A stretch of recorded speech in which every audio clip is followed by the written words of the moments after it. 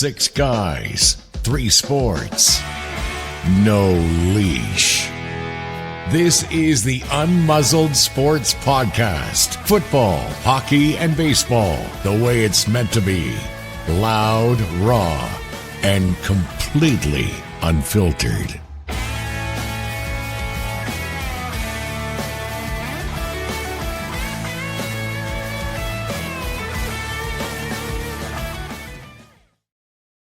Yes, guys. Look at these two handsome fellas. Episode 1, Unmuzzled Podcast. Schencker, Hawlzer, good to see you, fellas. Hey, thank you for having us on. Thanks, Absolutely. man. Ready to go, man. It's been a long time coming. Let's get at her. Right? Holy moly. It seems like forever since you and I have been on a podcast, Hawlzer, but It has Schenck, been like we haven't done anything since the spring, right? So yeah, we're super excited. We got us three that are kind of the 3 main ones for the podcast, and then we've got 3 great guys and Jason Clarke doing the Warrior segment, talking about them, and then we've got Chris Chessell doing Chester's Perch with the Lincoln review, and then we've got Stratford's Encyclopedia, Dave Graff, doing a chew on that segment. So my God, it's going to be fun with all 6 of us doing this every week. So, absolutely, yeah. And I want to shout out to Max Smith. That music you're hearing in the background, thanks to the Max Smith Band for allowing us to use their music. He's got a brand new EP out just the last week it came out. So you get a chance to check them out. You can follow them on socials, and we really appreciate their contribution to the show. yeah, well, go ahead, It's been, Schencker. it's been a long time coming here, a few months in the works, so I'm excited to get going here. Well, we've got Max Smith, and we also have Small Town Strip Club. Both bands are so gracious to let us use their music so that we don't get into copyright issues while we're on YouTube.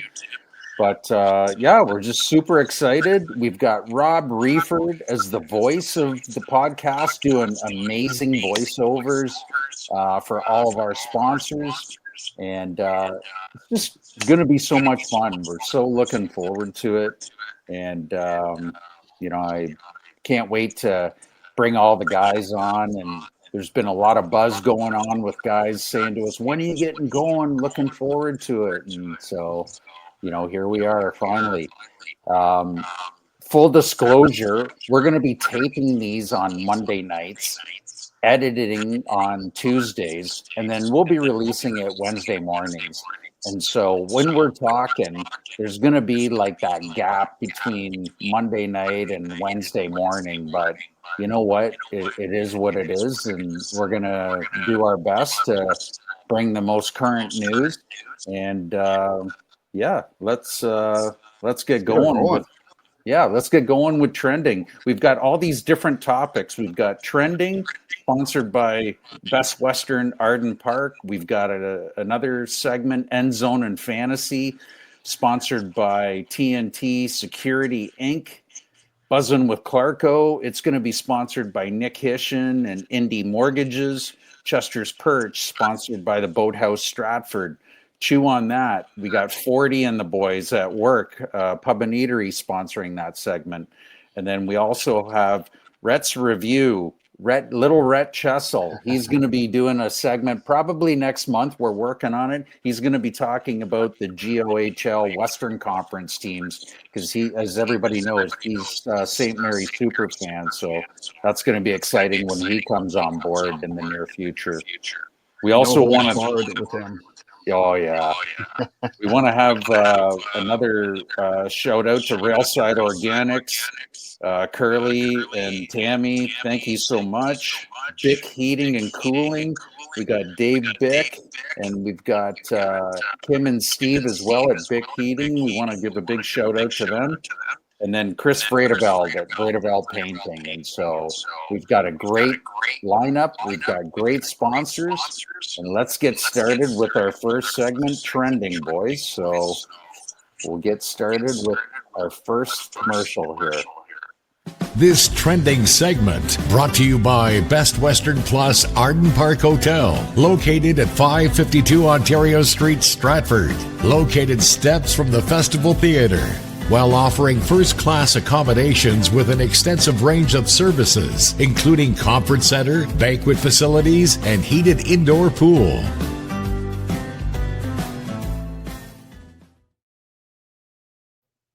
All right. Has anyone been watching any baseball over the past couple of days? Or I watched a little bit. Yeah. I see you're wearing. If I didn't know any better, I'd say that shirt you're wearing is down to nothing. Frankly, there's really no nice way to say it, and there's a long way yet to go in this series. But I mean, if you just look at the first 13 innings of this series, just the first 13 innings, Toronto outscored the Yankees 21-1.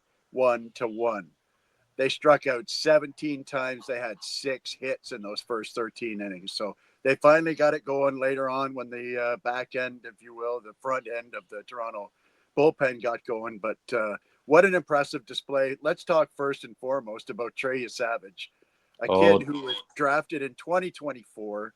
He was at all 4 levels of minor league baseball this season. mind-boggling. 3 regular season starts, and he comes out for his first playoff start, and he looks like Bob Gibson himself.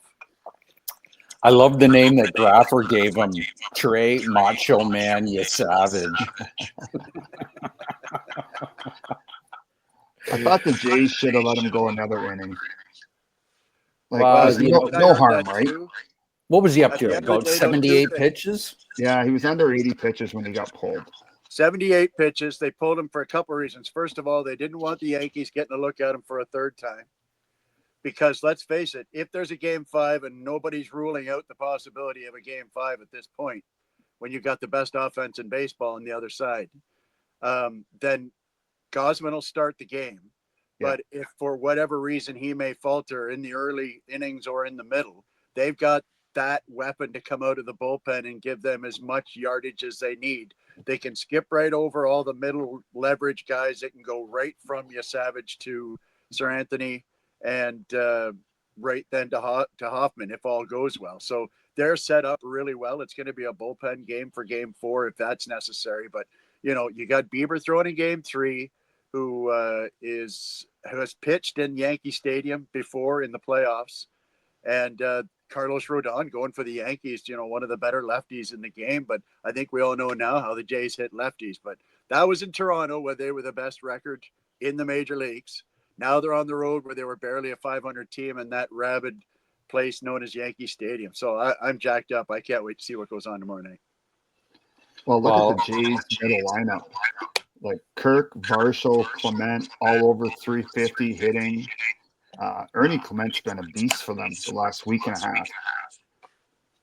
Like, who would have thought? Where's that coming from, right? I mean, Exactly. He had cooled off. Kirk was cold. Oh. He went 5 for 50 before he hit his grand slam on the last Sunday of the regular season. And then all of a sudden, he's hitting the ball everywhere. Varsho, 4 hits, set a new record for total bases, 12 total bases in game 2. All the records coming from that game. Savage set a record for most strikeouts, a franchise record for most strikeouts 11. in the start of the Yeah. playoffs. He is the second youngest, I was told, in baseball history to get double-digit strikeouts behind. Here's a flashback for you. John Candelario from The Candy 70s Man. Pittsburgh had 14 strikeouts when he was like 3 months younger than Savage. So he is the second youngest pitcher ever to get double-digit strikeouts. But he did it in 4 innings, 4+ innings, basically. Unbelievable. I was absolutely stunned watching that kid work. Yeah, it's just unbelievable because I know in talking to the guys on the group chat, I got to go along with Graffer, and I was another one that said there is 0 chance of the Jays making the playoffs this year. Like, who saw, Springer having a bounce back career year, Barger, Clement, Straw, like the list goes on. Savage now, like all of these guys.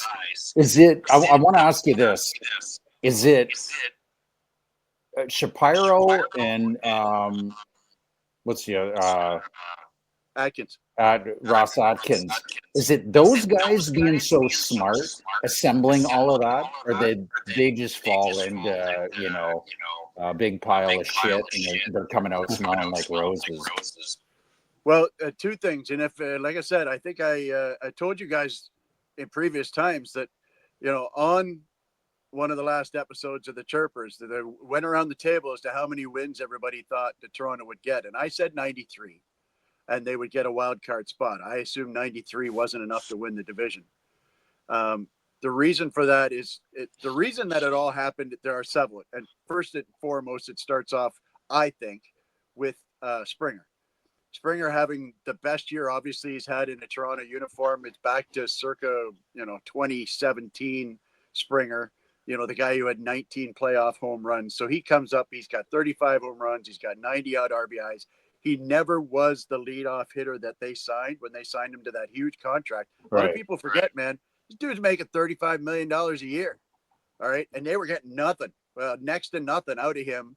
A lot of injuries, a lot of excuses, moving him down to the 4-hole, moving him down to the 5-hole. So Springer comes back, and all of a sudden he's the leadoff guy that they signed way back when. Like when they first handed him a truckload of money, about $150 million, he's the guy finally that they were paying for. Secondly, the bullpen, the way it's shaped up, and you have to remember too, one thing that a lot, maybe if you're not a Jays fan, Jimmy Garcia was probably the best arm in that bullpen, and they lost him about halfway through the season. So picking up Sir Anthony Dominguez was absolutely monstrous. He replaced Jimmy Garcia as that bridge to get from the 7th to the 9th, that 8th inning guy, so they could get to Hoffman. Hoffman hasn't been a model of consistency. In fact, he's been frustrating at times. But at the end of the day, he still was, I think, 4th or 5th in the major leagues in saves. So it's not like he didn't do a job. It's just he got so many opportunities to do a job. That's part and parcel of what goes on. You have to look at some magic in the, like Addison Barger batted $197 in 2024. Look at what he did in the middle half of the season. Right. And Toronto, when they got hurt, and I mean they got hurt, Jimenez was out, Kirk was out, and Varsho was out forever. He missed half the season. Yeah. And Miles Straw comes in, and suddenly this Miles Straw signing by the hierarchy in Toronto is magic, because he gave them everything that Varsho was giving them until Varsho started hitting home runs. So you throw all that together, and then you add in a couple of added pieces like Ernie Clement and Loperfido and guys like that are they're just picking up all the slack. Bo Bichette's been out now. They're doing it. Remember 2 weeks ago, how are they ever going to score runs in the playoffs when Bo Bichette is hurt?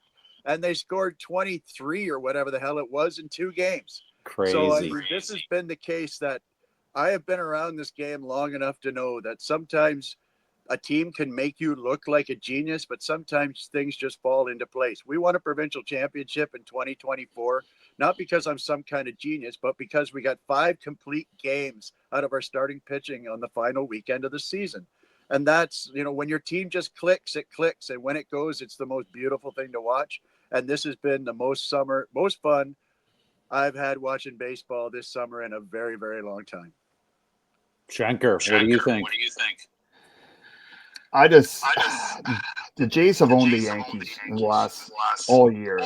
So let's look at it as Game 3 is a must-win for Toronto, I think. Because if you lose, you got your bullpen game going Game 4. And then you come back. If you don't win that, you come back for Game 5, where the Yankees have been terrible. But I think Toronto needs to finish them off tomorrow night. Yeah, I wouldn't disagree with that.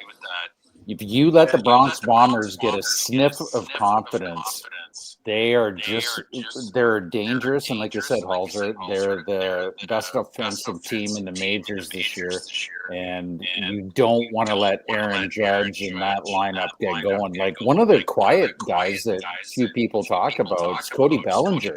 Like, he's quietly had a strong series too. He's one of the few Yankees that has been consistent in the field, at the plate. And he's one of the guys that started that somewhat comeback yesterday. They ended up faltering, but Geez Louise, thank God the Jays had such a huge lead, because you can't let the Yankees get 7 runs very often and expect to win. So, Well, And yeah, I you don't could think just you see want to pitch face after Max pitch after Fried pitch right down the again. middle. yeah, they don't want to, definitely don't want to face him again. But Yeah. sorry, Hawlzer, what was that? No, it's just pitch after pitch. You were watching, like, when Fisher came in and flew Hardy, and I think Little.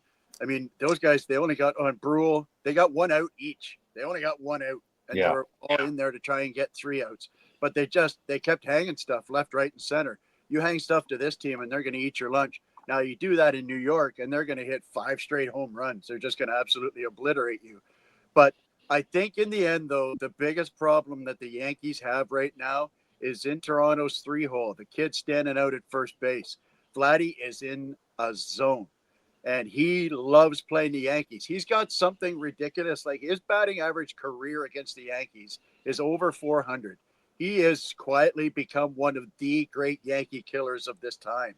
And if they can't get him out, he's just, I mean, like I said, I've said it many times, Yankee Stadium is a bandbox. That guy could pound one in off his fists and still get one to carry out of that park, just like Judge.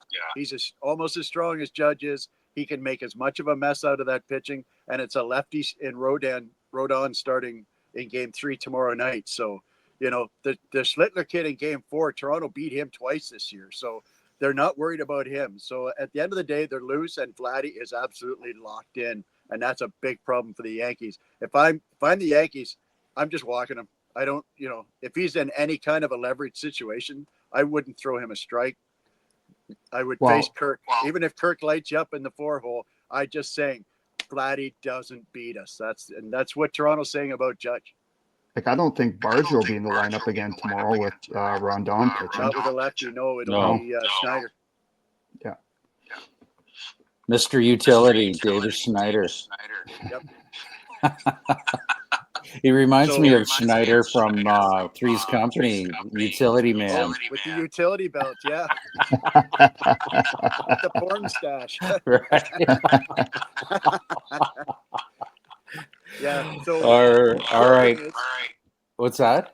That's not the only thing going on in baseball, though. There's a lot of other good series going on right now. The Jays are just 1 of 4. I mean, what a series that Tigers series is. Schencker's a Tigers fan, man. Yeah. You got to make a reference to them, too, with the fact that, those 2 games were as close as baseball games get, man. They were 2 real nail biters. Skubal pitched great. And again, they couldn't get any run support for him, which happened in the Cleveland series. So good thing they won with Sirenate to get the extra inning game with Troy Melton. Yeah, and how many times does Skubal give up 2 home runs to the same guy? Yeah, not very often. But hey, you got your split out west. Now you come home for 2. Yep, and they got, I think Skubal, because of the 2 off days, Skubal should be able to pitch in Game 5 if there is one. So if they can even get a split at home, they got Game 5 with the big man throwing in Game 5. And then tonight, as we're recording, the Dodgers and the Phillies are still tied 0-0 in the 7th. What a barn burner that is! Snell and is it Sanchez? I can't remember who's throwing for the Phillies, but the Phillies have so much. For those of us who live in this area, if you're watching from somewhere else, we're kind of Perth County situated here, and Robbie Thompson, who is from the area, of course, everybody from this area cheers for the Phillies as well as the Jays because they want to see Robbie win a title. Yeah, exactly. Solid guy. Well, they only have 1 hit right now through 6 innings. Yeah. So they got to get nobody wanted to pay Snell when he was looking for a contract, but they all sure like having him in the playoffs, don't they? Yeah. Yeah. Right. All right. Well, we've only got so much time. I want to just quickly talk about the NHL starting this week. And obviously, besides the NHL starting, we've got the big news with McDavid signed today. But what was interesting is he took the short 2-year deal, 12.5 per, which is what he's making right now. What do you guys make of it, where you've got 2 ends of the spectrum? You've got guys like Kaprizov that just signed for $17 million times 8 years, for 136 million.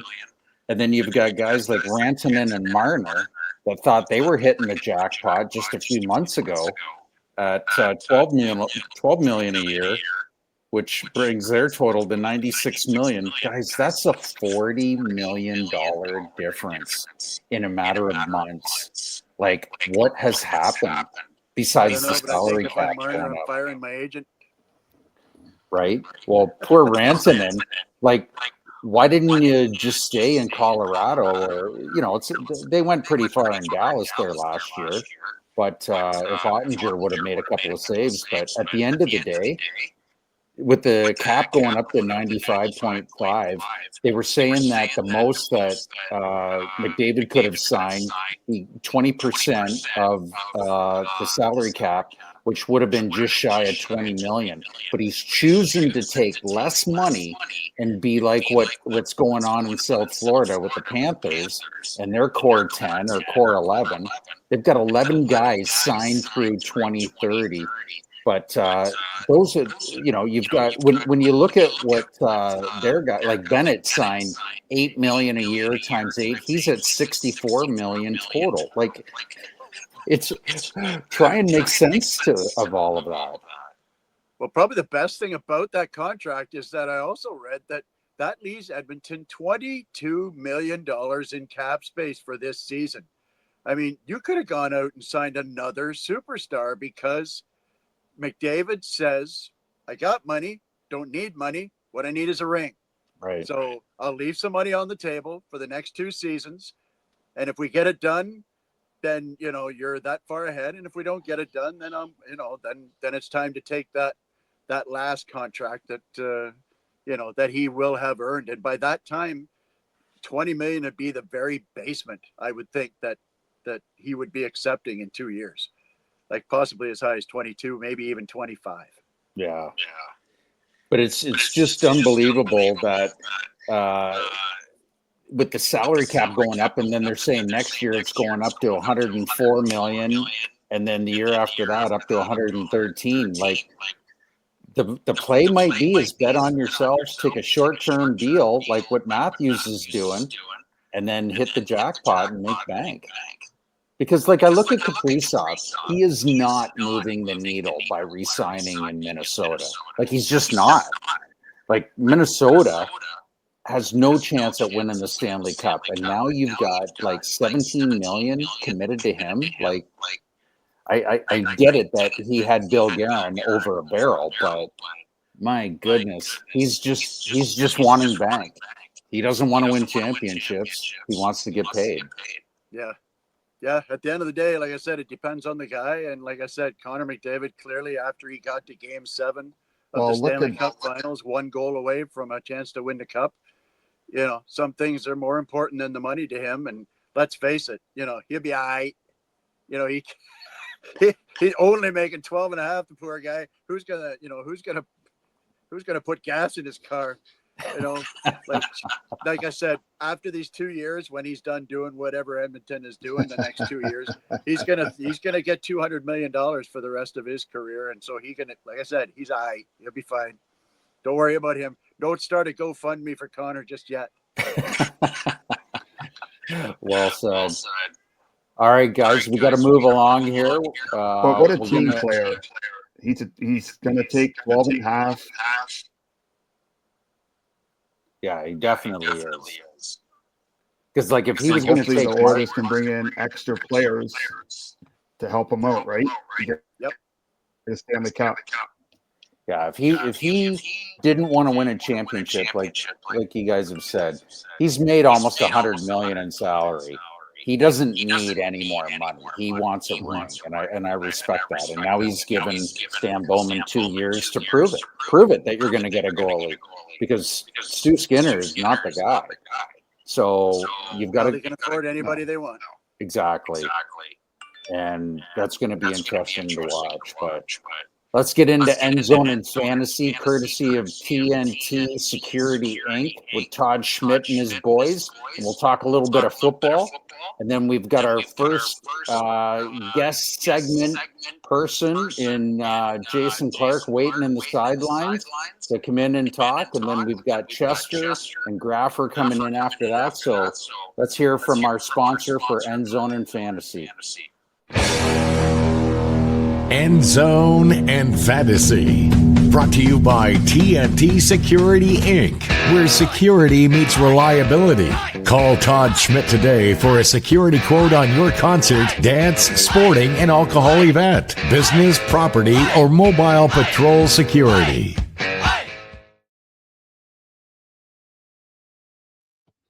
All right, we're back again. Big shout out to Todd Schmidt and his crew at TNT Security for sponsoring End Zone and Fantasy. End Zone and Fantasy is going to be basically what it sounds like, a lot of football and all things fantasy. Who were the 5 worst players this weekend? Who were the 5 best players this weekend? So we're just going to have a little bit of fun with it. Going back to last Thursday's game, how about my Niners going into LA? And I wouldn't call it so much an upset, but they go in there and they beat the Rams in overtime.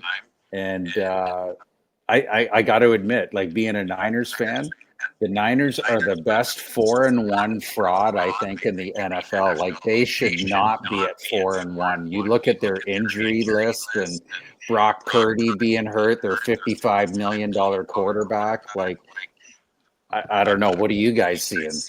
But you're the only one, Razer, Well, who's not calling that an upset, because Rams are one of the probably 5, maybe 8 best teams in football.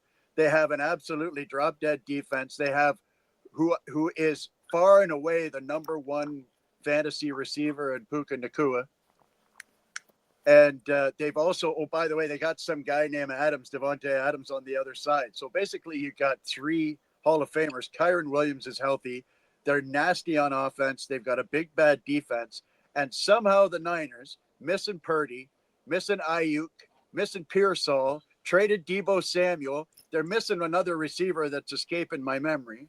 And they walk in there and they just said, hey, we're going to give it to McCaffrey like 100 times. Deal with that. And it was enough to win. And like, even when CMC's getting the football, 31 touches, dude. 31 touches. That's crazy. They just said, we're going to give it to him all night. Deal with it. We're riding his back. He's the number 1 fantasy points leader right now. And Jonathan Taylor is a close second after his weekend. But you look around, though, all the red jerseys at SoFi, it's almost like a home game for the Niners. Well, they have said that many times at SoFi that their biggest problem is that everybody goes to LA to watch their team play the Rams. And, I've heard that for a couple of years now, where home field advantage is not as huge a deal there as you might think, because there are constantly thousands of fans from the other teams, especially the ones that are from anywhere near drivable, like San Francisco for starters. It's almost like a home game. The Raiders had a huge following show up there, so there's a lot of teams that have real good representation there. And that's, I've been in Bills stadiums where, there's 5,000 Raiders fans because there's gazillions of Raiders fans around. Sure. Right? So, just to see how much noise is made when them or the Jets score touchdowns in Buffalo, it's really annoying, frankly. But, at the end of the day, though, as far as I'm concerned, just take the Coach of the Year trophy out of the case and just mail it off to San Francisco and give it to Shanahan. The fact that he can just keep winning with all of these injuries. They lost Bosa. They lost their best defensive lineman as well. He's out for the year. Not only they're missing everybody on offense, but they're missing all these guys on defense, and they just keep winning. Well, like how big is that defensive coordinator? Robert Saleh. Yeah, he's turned them around. He's got Fred Warner and all these guys playing lights out. And you're right, Hawlzer. Like, they're giving it to McCaffrey. They know it's coming, and they're still having trouble stopping him. And, you compound that. What was easy or easier than a normal transition is that Salah left San Fran to take the head coaching job with the Jets. And so with him coming back, he knew like 2/3 of the defensive core right off the bat. But he's made such a huge difference, and I love his energy. And then you compound that with the magic offensive mind of Shanahan, and Lynch is an amazing evaluator of talent, like second to none. He's able to go out and find guys and plug them in wherever he needs to. So hats off to my Niners. The other game that I wanted to talk about is the undefeated Eagles at home to the Broncos, and they end up losing to them. The Broncos were down 17-3, and then the Broncos score 18 unanswered points. And you talk about coaches of the year. Sean Payton's got to be entering that conversation too with Denver. Absolutely. Well, what a huge win for Denver, and I watched a good chunk of that game too. And Philadelphia's defense just kind of went to sleep. And I got to question some of the play calling going on in Philadelphia. I mean, you've got Saquon Barkley and a running game. Like, you don't even have to have Saquon in there. It doesn't matter. You got one of the best O-lines in football and a quarterback that can run. The option play is available to you, and yet they had thrown it almost 2-1 versus running through 3 quarters. Because I checked, because I own Barkley in my fantasy team, and I thought, me too.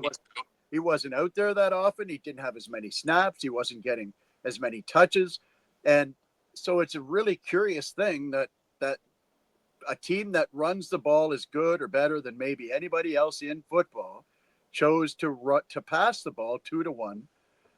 Now let's call a spade here. Denver Broncos defense is awesome. Patrick Surtain is probably the best cover back in football, and yet you decide you're going to throw the ball. I think they threw to him 9 times. He threw into Surtain 9 times. They made 1 completion and got 1 PI out of him. So, I mean, I don't get what's going on with the play calling in Philly. Sometimes smart people can just outthink themselves. And sometimes, the same thing happened in Buffalo last night. We're going to talk about that a little later on. But, sometimes you can just outsmart yourself and sometimes you just run the football downhill, man. Do what you do. An old coach once told me, like my old pappy used to say, don't do what you don't do. Do what you do. Exactly. I'll tell you, the Eagles are going to go one of 2 ways, because this story is played out a couple years ago with their wide out core, and you've got AJ Brown, one of the most selfish players in the whole league, demanding the ball, putting out tweets that I'm not getting it, I'm not wanted here. He did that 2 years ago because I had Devontae Smith in a fantasy pool. After 2 weeks, Smith was killing it, and AJ Brown went public and basically cried. And what did Jalen Hurts do?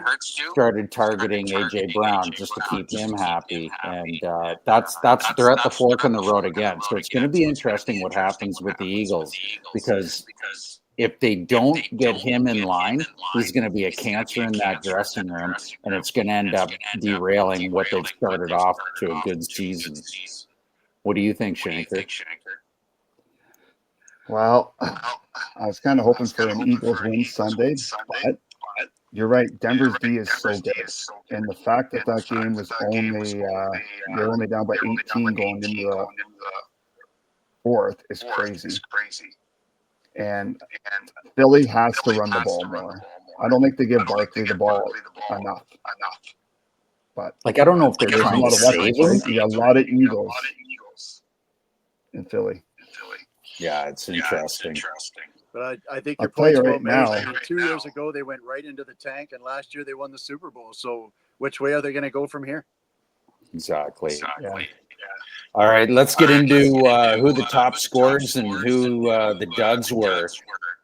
Top scorers for the past weekend, not including tonight's game. You had Jonathan Taylor from Indianapolis, 31 points, and these are all PPR scores. Danny Jones has made such a difference in Indy. Now they got to be worried about him throwing the ball, which they haven't had to in the past couple of years. So I think that's really opened things up to Taylor, and he's got a healthy running again. game. Exactly. You give a quarterback a running game, and you can use play action, and Danny Dimes can throw the ball. But when you're running for your life, the Giants, even with Saquon, they had decent running game. But I mean, they've got a powerful running game. And so you got to start stuffing 7, even 8 in the box to stop Taylor. Use play action, and you got nothing but single coverage out there. Even though they managed to somehow lose to the Saints last week. Yeah, and Indy's defense has been rock solid. The Giants can't do anything, but Indianapolis looks like they may be they're a playoff team right now. Yeah.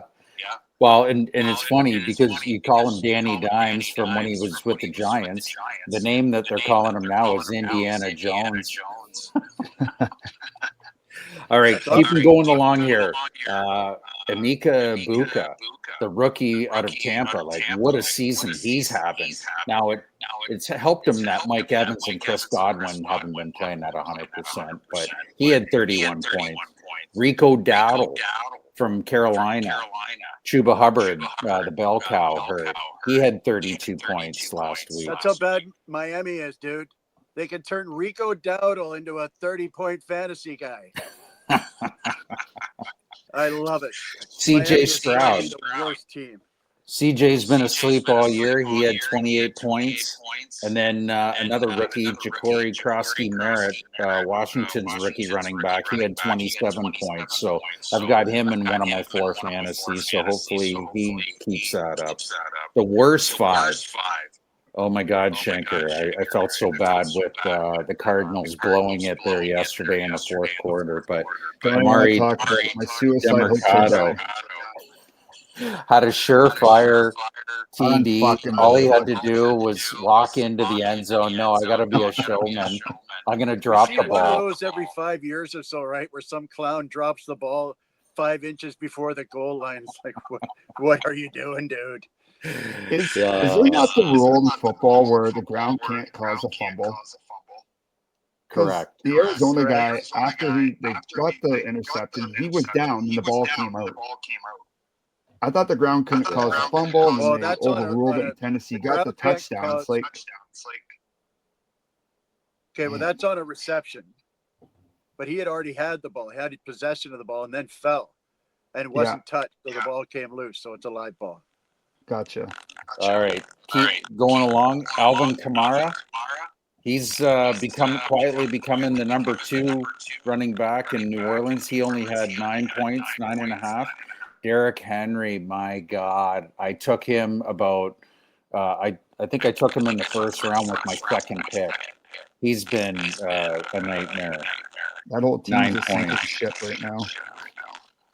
Yeah, Trey McBride, tight end with Arizona. He had 9. Quentin Johnson, the Chargers wideout. He had 6.9 points. So, yeah, just guys disappointing us all over the place. All right. 4-0 Dodgers. Oh. Okay, we got our good friend Jason Clarke buzzing with Klarko in the queue. We're going to hear from our sponsor and then bring Klarko in for our first segment. Buzzin' with Klarko, a weekly roundup of the Stratford Warriors with Jason Clarke, brought to you by Nick Hishin of Indy Mortgage, the independent mortgage company serving customers from coast to coast with access to well over 50 lending options available. Give Nick a call as he works for you, not the banks. FISRA license number 12403. Yes, guy. Hello, boys. Klarko. How are you, Clarky? I'm very good. How are you guys?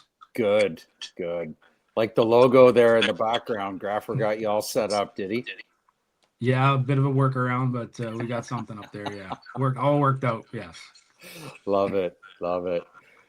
Yeah, so we just want to introduce Jason Clarke, Director of Hockey Operations with the Stratford Warriors. He's going to be doing our weekly segment on the Warriors and just telling us how the games have went, what's coming down the pipe, and starting it off with Friday's 1-0 win over the Hamilton Kilty Bees. A few things kind of stood out. You had some tough decisions to make earlier in the week with your goaltending situation. You had to make a tough decision, and we won't get into too deep of stuff. But because from what I understand, Davis is technically still with you guys, is he not? That's correct. Yeah, we currently still have 3. Okay, so tough situation, but you guys ended up bringing in Noah Bender from the Flint Firebirds, 194 pounds, 6'4" monster. And he didn't have a lot of work on Friday night versus Hamilton, but what did you like and see out of him? Well, we've really liked Noah for a few years now. We signed him a couple years ago when he finished in Wellesley, but he went and made Oshawa at a training camp. So Noah, when he was released a couple weeks ago, he defaulted back to us, and we had him at a couple skates, and we're able to convince him to stay. So everybody on here and everybody listening knows you can't keep 3 goalies happy in a rotation on team. So we're moving forward with Noah, and what I really like about him is he just looks super comfortable in the net. He's a big body. He's played a really high level for the last couple of years, so he brings that experience. And, I just think he's a calming influence on the guys playing in front of him as well. So he's real vocal. He handles the puck well. Like I said, he just looks real calm in the net. And again, everybody on here or listening would say, when you go into a rink and you're watching a game, you just know when a goalie knows what he's doing. And I feel Noah does that. So we're looking forward to him really finding his game with us here. And not a ton of work Friday night, but I thought when he did need to make some saves, he came up well for us because we only did score 1 ourselves. So he was real good for us in his first test. Yeah, what I saw being at the game is you guys have outshot the opponents every game that I've been at, and I think even on the road, you guys have just been snake bitten. You've got guys that I don't know if they're squeezing the stick too tight, but Slattery had an amazing chance there on cross ice one-timer, rings it off the outside of the iron an inch the other way, and it goes in the net. But and that'll come. It's if you're not getting the chances, then it's cause for worry. But you guys are getting lots of shots. You just gotta, Grady Murphy, local boy, got his first GOHL goal, so that was exciting. And you were telling me earlier that he had a bunch of family in the stands.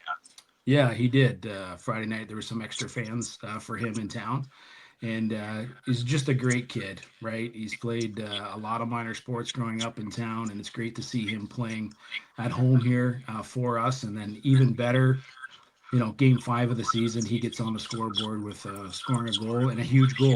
It was the only goal of the game for us, and won us the hockey game. So great to see for Grady. He's a great kid, and I think he's really going to become a fan favorite in the rink.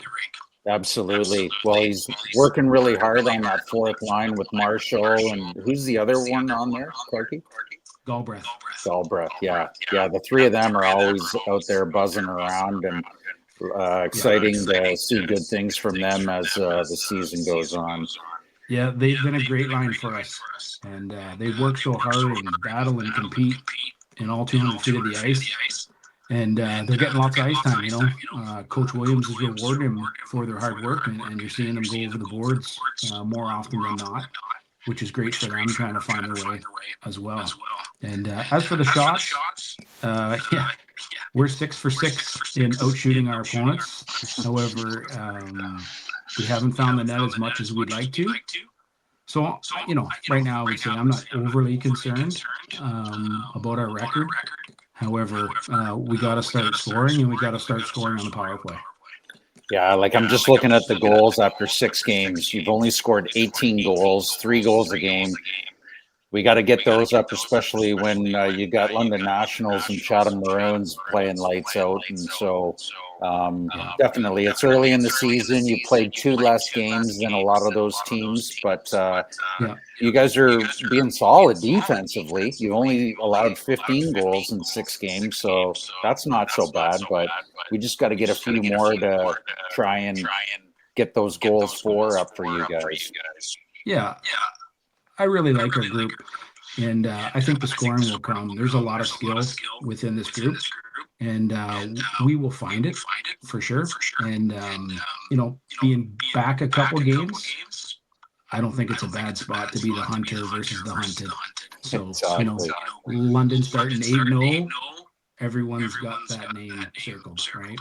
So it's been a while since I would say we saw ourselves in October in the spot that we're in the standings.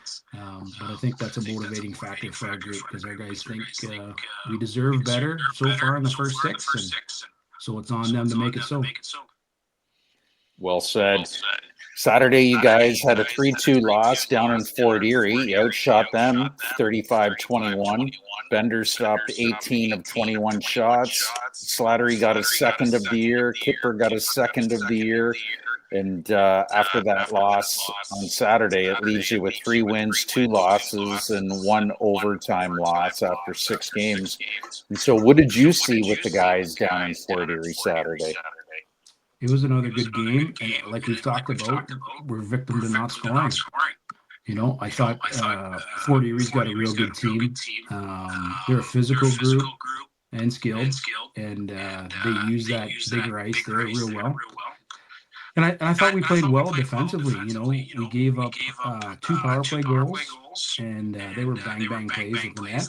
And then their third goal, which was their first, was one of those alley-oops that their guy got in behind our defenseman in a race to the net, and he was in alone. So we had our chances. We're just kind of stuck not scoring goals right now. So it's going to come. We're getting lots of opportunities, and you just continue to hammer the puck on that. I'd be concerned if we were getting 15 shots a night and we were only able to generate that, but we're usually generating north of 30 against everybody, so it's going to come. Fair enough. Big week ahead. You've got the Listowel Cyclones coming into town. They're off to a rough start, 1-6. And then Sunday, you're traveling down to Chatham, which a lot of people call a hostile environment, but you've got them. They're at the other end of the spectrum at 6-1. So what are you guys envisioning for your 2 games coming up this weekend? There'll be 2 tough games, I can tell you. A couple teams in this league, Listowel, St. Mary's, Waterloo. We could all be 0-30, and they'd be fantastic games because players on each team want to beat each other so bad. So I expect a tough battle Friday night here at home against Listowel, and Sunday night, bad taste in our mouth from losing to Chatham last year. I know it's a different group on both sides, but there's lots of hangover on both sides too, right? So it should be a spirited game and another good battle. Well said. And the environment down there is fantastic. People will call it hostile, but I'll refer to it as hockey. Their fans are passionate, and you have all spent lots of time in the Almond, and I wouldn't say we have the friendliest environment either. I love it. Group, and just like Chatham, they love their team and they love to hate the opponents. So I loved it. What makes it fun. Jerry Harrigan used to refer to the Almond there in the 80s as the asylum. Yeah. The good thing with this league, anybody can beat anybody in any given night. Like look at Kamoka just went into Chatham and won, right? So everybody gets up for everybody. We talked about it last year and kind of dubbed it the Wild West, right? Because we didn't really know moving there from the Midwest. And it was a true 50-game grind. And I would say the exact same thing is going to happen this year, right? You're seeing teams go on 3-game winning streaks and then losing 2. and it's the teams that are below them in the standings. So everything's open right now. It'll probably sort out once we get 15, 20 games in. But, teams like London that have really got out to a quick start, they've set themselves up real well. They can handle a couple losses here and there. And some of us that are around 500, we need to put some wins in a row. Well said. All right, Clarke. Well, best of luck this weekend with Listowel and Chatham. Appreciate you coming on the show. Look forward to having you on every week. And say hi to Willie and the boys. And we'll definitely see you next week, brother. I will for sure. Thanks a lot for having me, guys, and all the best with the podcast. Look forward to it. Awesome. All right, Jason Clarke, Director of Hockey Operations for the Stratford Warriors. Next up, we're going to have Chris Chessell. You can't put a price on a good time. Chester's Perch, the Lincoln's Report, brought to you by the Boathouse Stratford, located at 30 York Street. Come see us down at the Avon River for pedal boats, kayaks, canoes, Juliet boat tours, and bike rentals. Enjoy great food and ice cream at the Riverside Patio Restaurant. Pet friendly and operated by the Her family since 1965.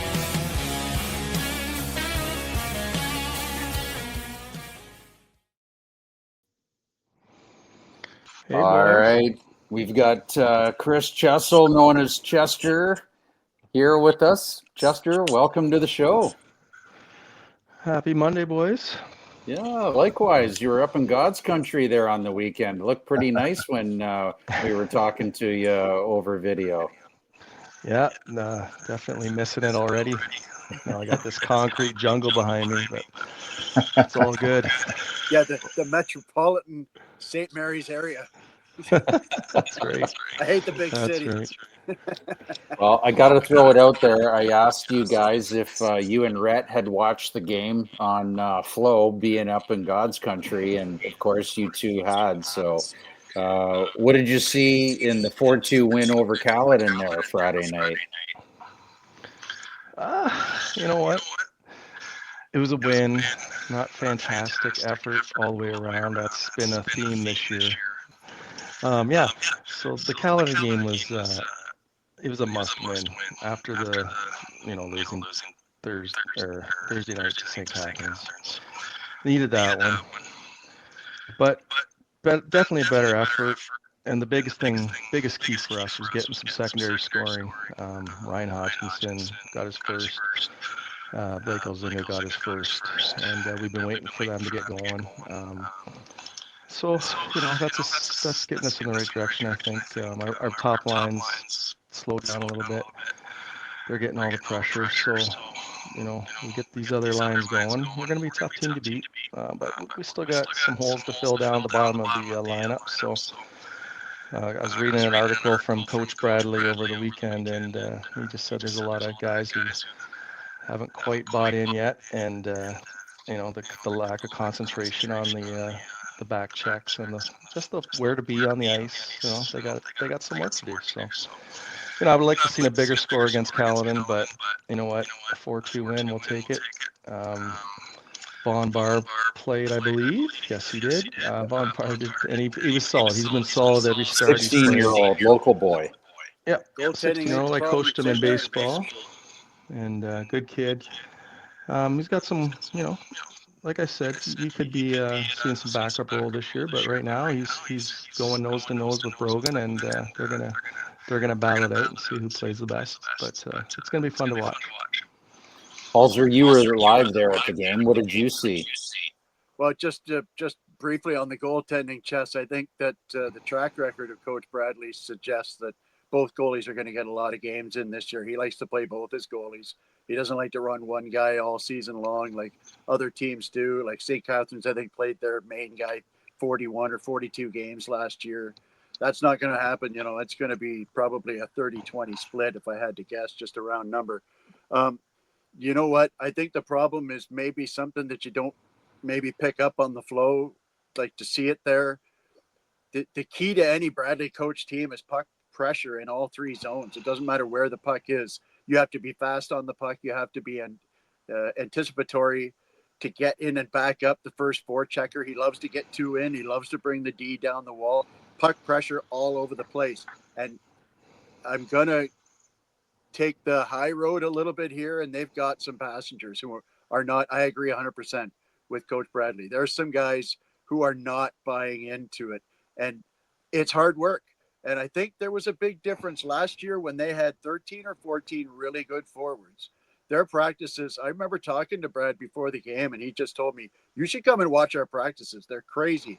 The intensity is amazing because everybody knows they got to be at the top of their game at all times or they're not going to play. And they also had that good leadership and Lee and Spagnola, who are always going 100 miles an hour.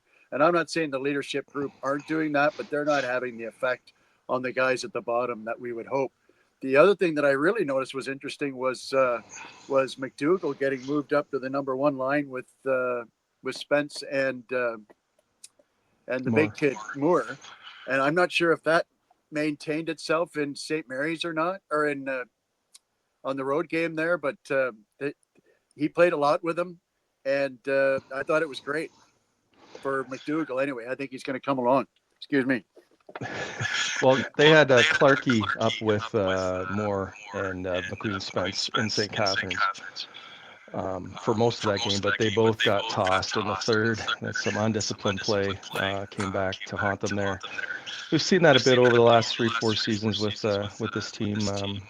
Early in the season there can be some discipline things, but they usually get things cleaned up pretty good by November. So I'm sure Coach Bradley wasn't enthused with the total effort in St. Catharines either.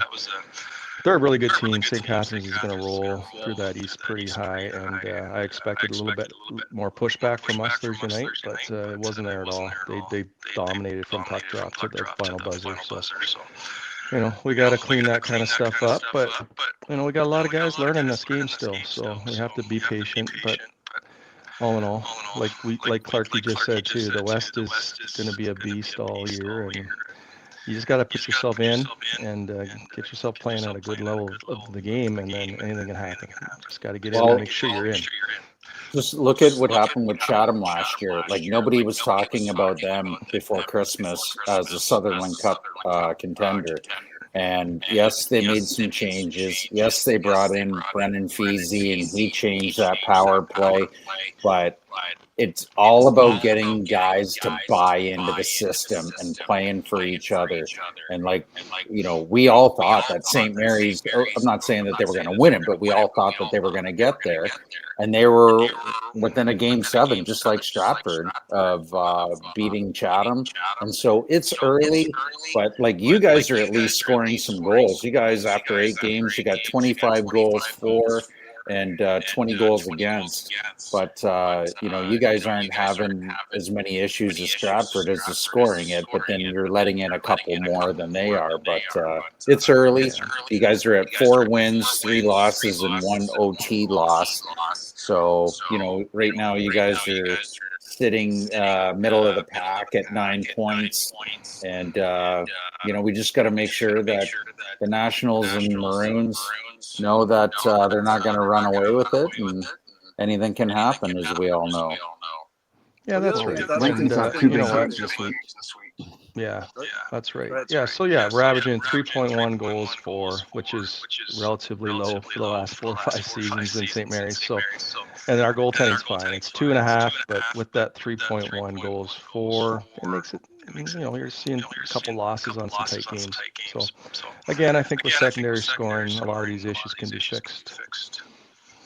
And I'm it's hoping early that there too, was an Chester. investment Friday night. There were only 11 forwards dressed and 7 D on Friday night. And so they put 4 sets of wingers together with 3 center icemen.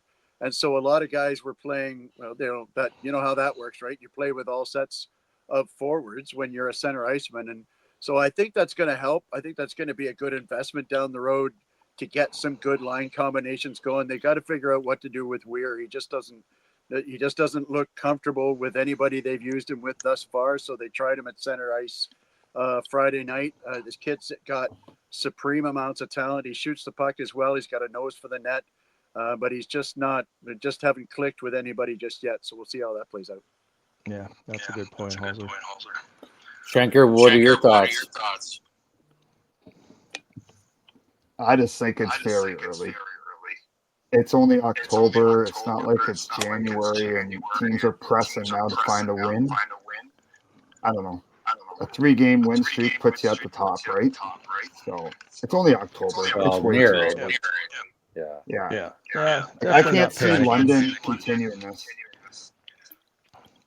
London or the Red Hawks. Cambridge is on fire too with Bertuzzi, gotten them playing for him. So it's going to be interesting. Look at their schedule. Yeah, they haven't They played just anybody smoked good. Air 7-1. So, I mean, they've been playing good teams and pumping them. Like, they are really hard to score on. Of course, they've got, the Hill kid who went off. I think it was 7 periods before he gave up his first goal of the season. Yeah. He was last week's player of the week. What's he got? A couple of shutouts or something? 2 or 3 shutouts already? 2 shutouts to Two start the shutouts, season. Crazy. Lights out. Aiden Hill. Shout out to him. He, local boy, but sometimes things don't go the way that you wanted, and it didn't work out here last year for him, and he chose a different route, and it is what it is. Hey, you know what? He went to Mitchell, and he saw a lot of pucks. He saw a lot of pucks, and it can be tough and pill to swallow some nights as a goalie, but it only makes you better usually. Yeah, just got to be in the right spot, right? And look at McDougall last 2 years ago was in St. Mary's, didn't look very good. Next thing you know, he's the number 1 guy on one of the best defensive teams in Stratford the following season. It's just a matter of where you click, man. Well, you got some big games coming up this week, Chester. Wednesday, you go to LaSalle. They're 6-1. Friday, you got the number 1 Western team, London Nationals, in town. They're 8-0. And then Saturday, you guys go to Strathroy, and they're off to a rocky start at 2-5-1. So what are your thoughts about those 3 upcoming games? Yeah, it's a tough weekend all the way around. That little road trip to LaSalle pretty much eliminates your Thursday. Hills boys will be sleeping in pretty well. I don't think they'll be at school Thursday, but you know what? That'll be a good game in LaSalle. I think our boys are looking forward to getting back. They came in here and stole one from us, so I think we're more than happy to go down there and give it to them. And then, that London game, it's always a circus when London comes to St. Mary's. We should have probably 800 to 900 here Friday night, and they're usually savages against the London fans. So I'm hoping that game kind of turns things around. If we can get a win against LaSalle and then have a real good game against London, I'm hoping that maybe turns the corner here, wakes up a few people. And then Saturday night game, you got to be careful with that one, right? Yeah, you don't want to get overconfident and mail that one in. So you gotta not make sure you're focused and finish the job. So potential for a real big weekend, and it could be a really bad weekend too. So it's gonna be up to the boys. All right. Well said, Chester. Appreciate you coming on. Look forward to your reports every week on the Lincolns and your son Rhett in the near future, talking about the Western Conference in his segment called Rhett's Review. Really looking forward to you and Rhett providing reports, and appreciate you coming on, Chester. Hey, thanks, guys. It's going to be fun. And I'm hearing some hooting and hollering. I think the Dodgers are still up, so I guess I'll go watch the rest of that game. 4-1. All right, Chris Chessell, board of directors with the St. Mary's Lincolns, and appreciate you coming on, brother. See you guys. Okay, take care, Chester. All right, and last but not least, we got our good buddy Dave Graff coming on for a few words with Chew on That. And we'll have some words from our friends at Work Pub and Eatery. Chew on That with Graffer. Brought to you by Work Pub and Eatery. Get a taste of tradition and charm in our family-run pub. From hearty dishes to cold drinks, we've got everything to make your visit memorable. Located at 75 Wellington Street, Stratford.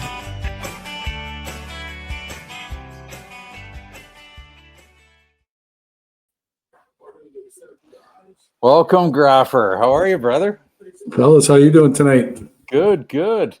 Like the Good. background. Where's that from? That's the OBA championship that Hall's referred to. Oh, okay. Love it.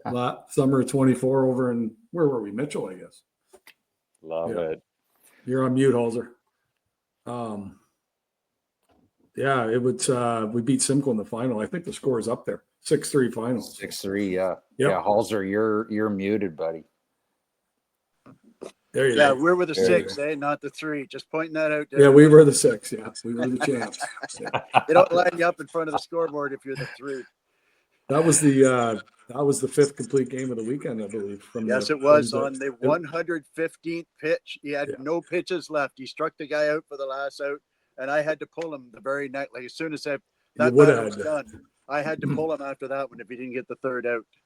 And it was a bit of a step down from our starter to our. That was the big thing, is that we didn't have much of a bullpen, so that's why we won, because our starters rocked it all weekend. Yeah, that was the Murray boys. The battery was the Murray twins. Yep. Yeah. It was nice. Well done. So shout out to them and all the boys. Absolutely. So yeah, thanks for having me on, boys, and a shout out to our sponsor, Work, for everybody out there. Make sure you get in there. Taps are always pouring. TVs are always on. Old Jay Ford and young Jacob will take good care of you. So everybody get in the Work. Love those guys. They're they got a great thing going on there down on Wellington Street. So like Graffer said, for sure. Yeah, solid guys. And so what Graffer's segment's going to be is, we call it Chew on That, where he's got a strong opinion about a topic. And what topic is that this week, Graffer? Well, I think with what transpired last night, and most people know, a diehard Buffalo Bills fan, and wear it on my sleeve. And last night's game was, I thought going in, it was a trap game, and I'll just run through some numbers here first, and I'll get to where I'm going with this. But New England's coming in; they're very well coached. They're kind of a rebuilding team, but Drake May's a real good second-year quarterback. They're well coached with Mike Vrabel, obviously.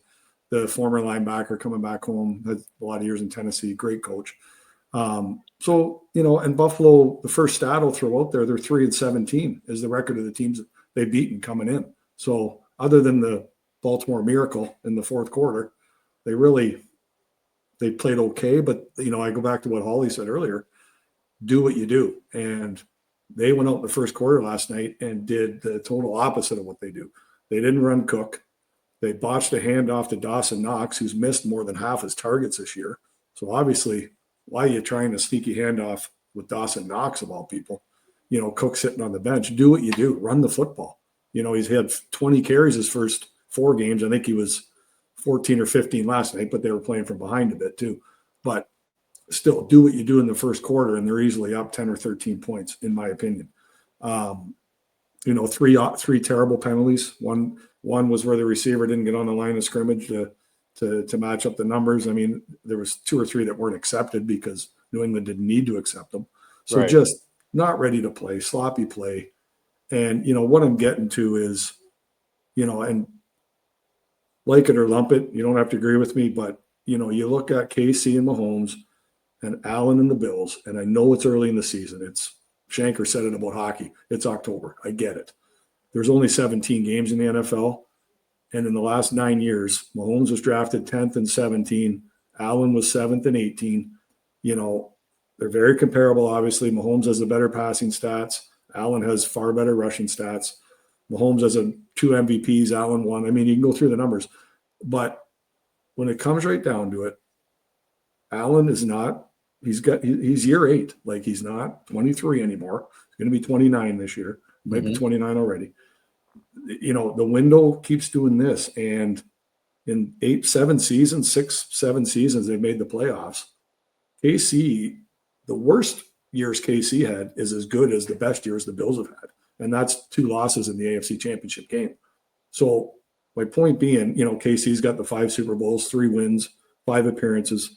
You can go back to that January 23rd, 2022 night when 13 seconds left and the coach decides to kick it through the end zone instead of forcing some kind of reception deeper in Kansas City's territory. Game over. I mean, I would have fired the coach. That's my opinion. But again, you can go on and on about all that stuff. I mean, I think I broke a middle knuckle that night on a toolbox that we were watching the game. Anyway, but my point being, it's time. Like, the sense of urgency needs to be there. Get the sense of urgency up. McDermott and Bean, do what you got to do to get Josh.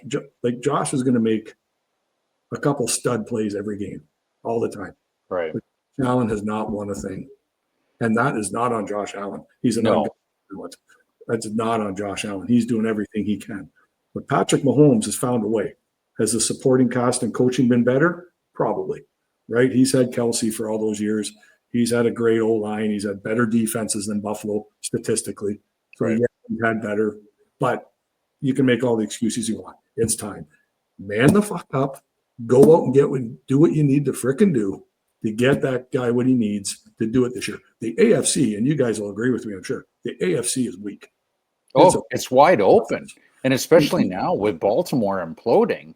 Like, there's one Super Bowl contender out of it now. Yes. And so now you've only got Buffalo and KC because the Chargers are in a lot of disarray with injuries. They're not playing well. You can argue if Bo Nix lights it up all of a sudden, the Broncos might be at the top of the heap. Exactly. You guys alluded to the win over Philly yesterday. Yeah. I mean, it's not like the AFC has 5 or 6 stacked teams that Buffalo has to worry about. So go do what you got to do and get it done this year. Like, it's time. Don't sleep on the Colts either. Get it done. Right. And last night was just that wake up call. Maybe they needed. And full credit to Drake May. He's a hell of a talent. Full credit to the Pats to come in and win that game. But it should never have happened. Buffalo needs to man up and take care of business because this is the year to do it. That window's closing, and the AFC, in my opinion, hasn't been this weak in how many years? No, I agree. You brought up some good points. I wanted to ask your opinion, and you kind of touched on it a little bit, but do you think they got out coached last night? Like, you're bringing in Mike Vrabel, who was the defensive coordinator in Houston before he became the head coach in Tennessee for 6 years. I think the big one is Josh McDaniels coming back. And they definitely got out coached on offense, 100%. And I think Joe Brady is a good offensive coordinator. I really do. Maybe didn't think that 24 hours ago as I was watching that game, but just the play call in the first quarter. I go back to what Hall said earlier in the podcast. Do what you do. Run it, give it to 4 and run it down their throat. Open up the play action in the short passing for Josh. They won't defend it. But they never got into that rhythm, and then it was too late. Josh was struggling and fighting for everything he could get accomplished. And defensively, I thought they played hard, and I thought they played okay. They didn't finish. They flushed May out of that pocket how many times and couldn't get him down. And couldn't get the hands up.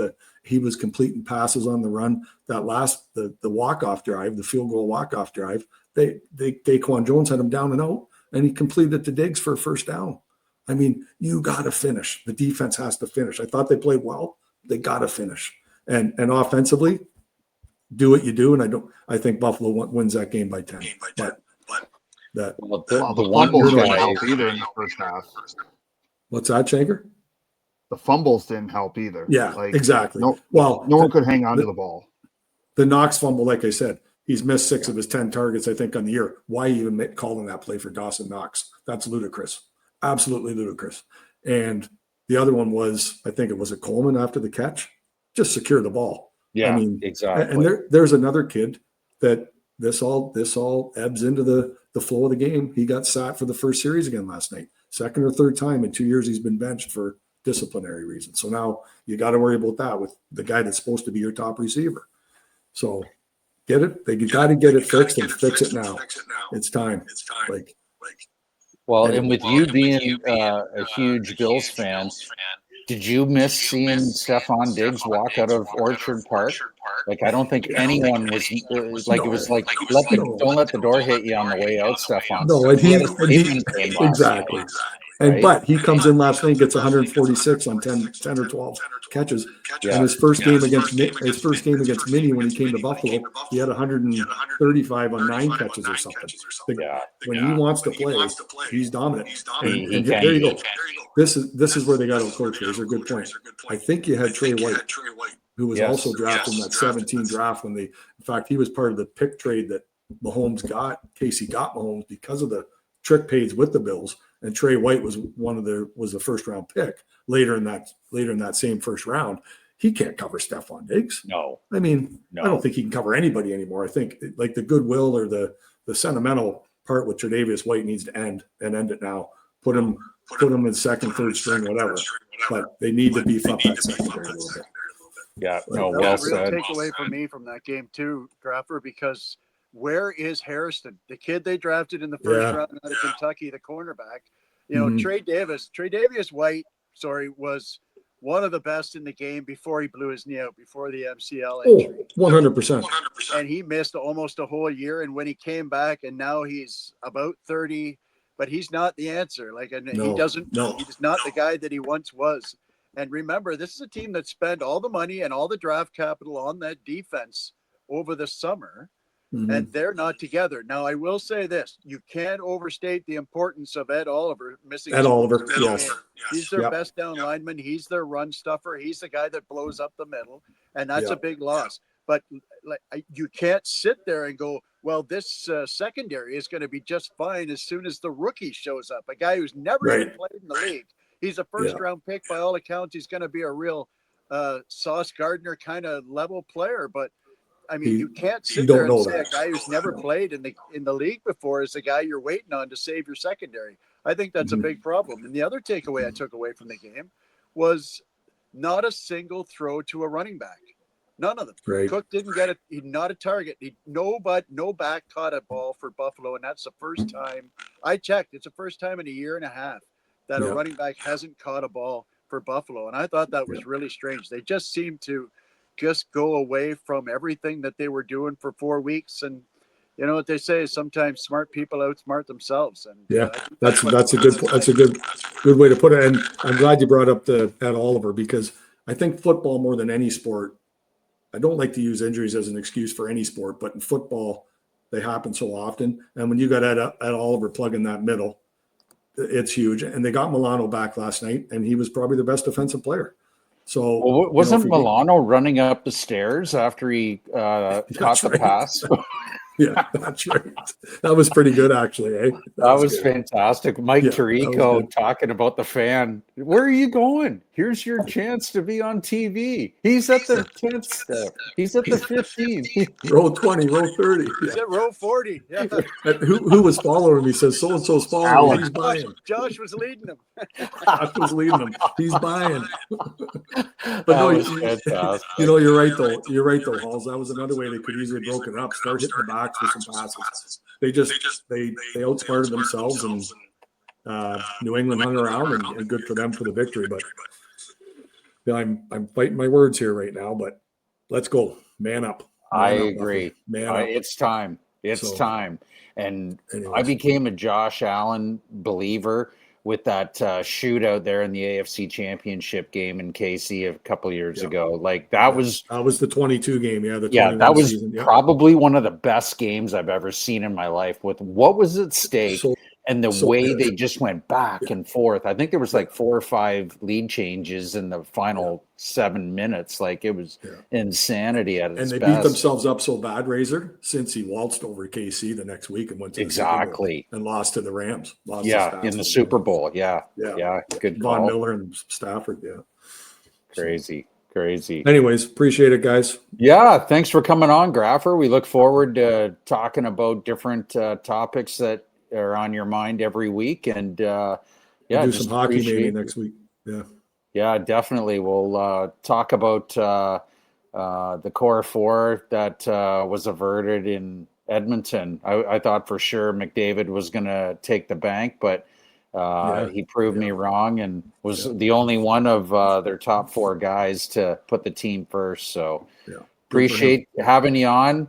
Local sports encyclopedia, Dave Graff. We're going to have Yes, him sir. on every week with Chew on That segment, sponsored by Work. Graffer, thanks so much for doing this. Thanks, We'll guys. see you next Be week. good. Appreciate Okay. it. Thanks, guys. Cheers, buddy. Here, Graffer. Thanks, buddy. 4-1 Dodgers, middle of night. Oh, nice. All right, boys. Done. Well, boys, let's have some more sponsors. We got a couple more sponsors, and then we'll have some final words.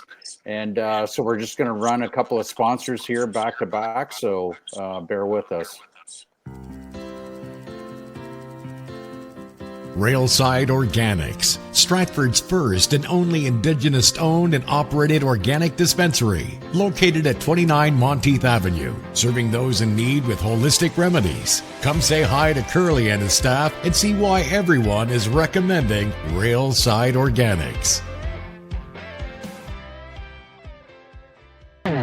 Call Bick Heating and Cooling for all your heating, cooling, and plumbing needs. Proud Rude Pro partner. BickHeatCool.com or 226-921-4848. Your home team specialists. Taking care of Stratford and area since 2013. Wray Painting. Servicing Stratford and surrounding area.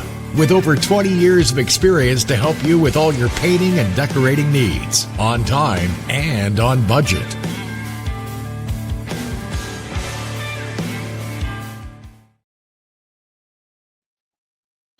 All right, guys. Any last words before we sign off? Schencker? Chiefs are up 7-0, but Jacksonville is driving. And go Tigers. That's it for me. Hawlzer? Yeah, tomorrow's a big day. Tuesday, by the time you folks hear this, Tuesday will have already happened. So that's a big night in the AL playoffs. There's 4 games Tigers tomorrow are night, early too. and Jays are late, I think. So Tigers at 4, Jays at 8. So hopefully you're listening to this celebrating a 3-game sweep of those goddamn Yankees. Because we'll be happy to get rid of them. I think I speak for everyone not named Razer. Would be happy to get rid of the Yankees and have somebody else in the World Series. Wouldn't it be nice if it was Detroit and Toronto in the ALCS? Wouldn't that be a lot of fun? Screw everybody else in the world. Just that little 3-hour drive. That would be cool. Do a live segment from Tiger Stadium for Game 3. Bring back the old AL East battle. Absolutely, yeah. 87 revisited. Right. Alan Trammell. George Bell, Lloyd Mosby. Oh, yeah. Jimmy Key. Jesse Barfield. Jesse Barfield. We'll have to take the show on the road. Funny story.